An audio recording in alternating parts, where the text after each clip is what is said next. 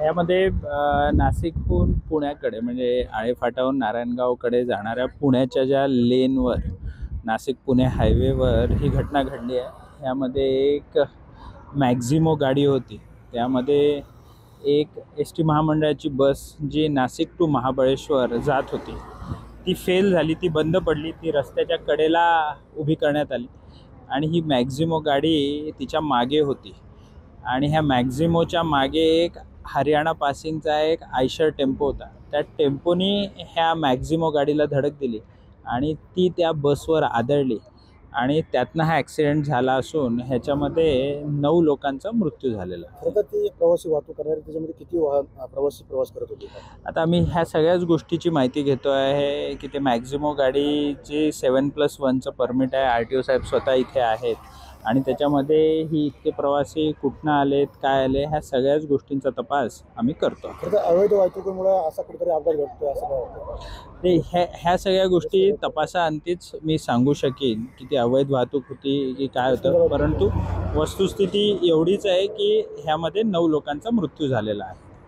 जो आयशर चालक आहे तो आपल्याला सापडलेला आहे का? नाही, तो आयशर चालक, त्याने आयशर टेम्पो आम्ही तो ताब्यात घेतला असून तो आयशर चालक जो आहे तो इथून फरार झालेला आहे आणि त्याचा जो मालक आहे हरियाणातला त्याच्याशी आम्ही संपर्क साधण्याचा प्रयत्न करतो। स्पॉटला तुम्ही व्हिजिट दिलेली आहे, नक्की काय जाणवलं, काय कुणाची चूक असेल? मी आता तेच सांगतोय की हे सगळं आत्ता प्रिलिमिनरी सांगणं कठीण आहे। RTO स्वतः आहे तिथे, त्यांचे अधिकारी इन्स्पेक्शन करतील, ॲक्च्युअल काय झालं ह्याचा आम्ही सीन रिक्रिएट करू आणि त्यानंतरच कोणाची चूक आहे हे सांगता येईल। परंतु सध्या तरी आम्ही त्याच्यामध्ये प्रिलिमिनरी आमचा एक कर्मचारी जो इथे प्रत्यक्षदर्शी आहे त्याची FIR घेऊन पुढची कारवाई आम्ही करत आहोत। त्या महामार्गावर होणारे जे अपघात आहेत ते थांबवण्यासाठी भविष्यात आपण काय उपाययोजना राबवू? नाही, ह्याच्यामध्ये सगळ्याच एजन्सीज आहेत, पोलीस आहेत, RTO आहे, हायवे सेफ्टी पेट्रोल आहे आणि ह्या सगळ्याच एजन्सींनी एकत्रितरित्या काम करून अशा प्रकारच्या अपघाताची पुनरावृत्ती होणार नाही ह्याच्यासाठी आम्ही प्रयत्न करतो।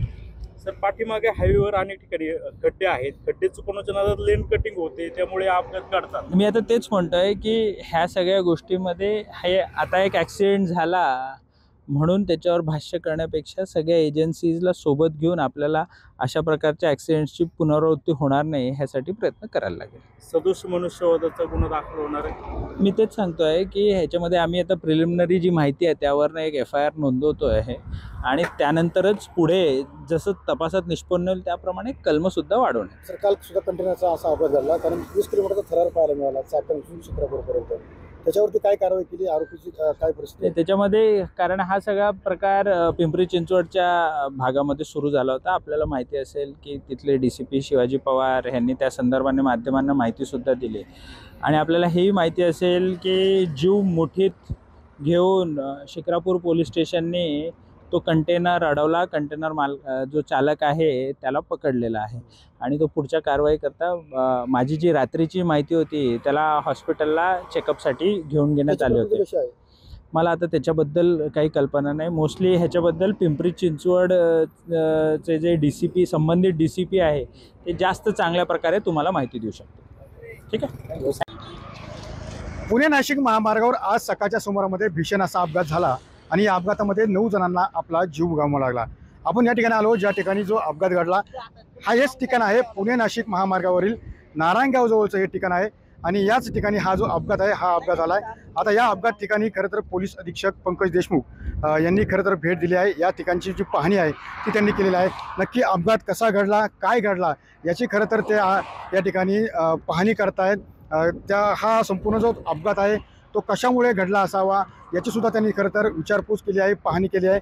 त्यासोबत या अपघातामध्ये जे जखमी आहेत त्यांनासुद्धा त्यांनी या ठिकाणी भेट दिलेली आपल्याला पाहायला मिळत आहे। या ठिकाणी आलो आहोत जो पुणे नाशिक महामार्गावरती सकाळच्या सुमारामध्ये ST बस ती नादुरुस्त होती, ती रस्त्याच्या बाजूला उभी होती आणि त्याच दरम्यान या ठिकाणाहून एक आयसर आणि प्रवासी वाहतूक करणारी वाहन या ठिकाणून जात होतं आणि त्याच दरम्यान आयसर ट्रकने या प्रवासी वाहतूक करणाऱ्या वाहनाला जोरदार धडक दिली आणि ते वाहन थेट STवर जाऊन आदळल्यामुळे या वाहनामध्ये प्रवासी वाहनामध्ये असलेले जवळजवळ 17 जण यामध्ये प्रवास करत होते आणि त्यामधील सुमारे 9 जणांचा यामध्ये मृत्यू झाल्याची जी धक्कादायक घटना आहे ती खरं तर या ठिकाणी घडलेली आहे। त्यासोबत या ठिकाणी असलेले या वाहनामध्ये असलेले 7 जण सुद्धा या अपघातामध्ये गंभीर जखमी झाल्याची माहिती सुद्धा या ठिकाणी पोलिसांनी दिलेली आपल्याला पाहायला मिळते।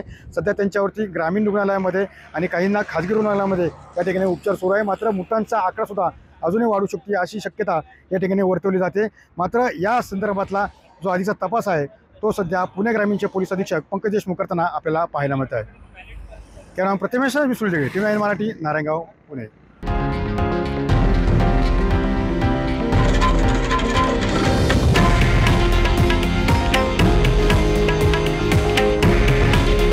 हे आहे देशातील नंबर 1 न्यूज नेटवर्क आणि आपण पाहत आहात TV9 मराठी।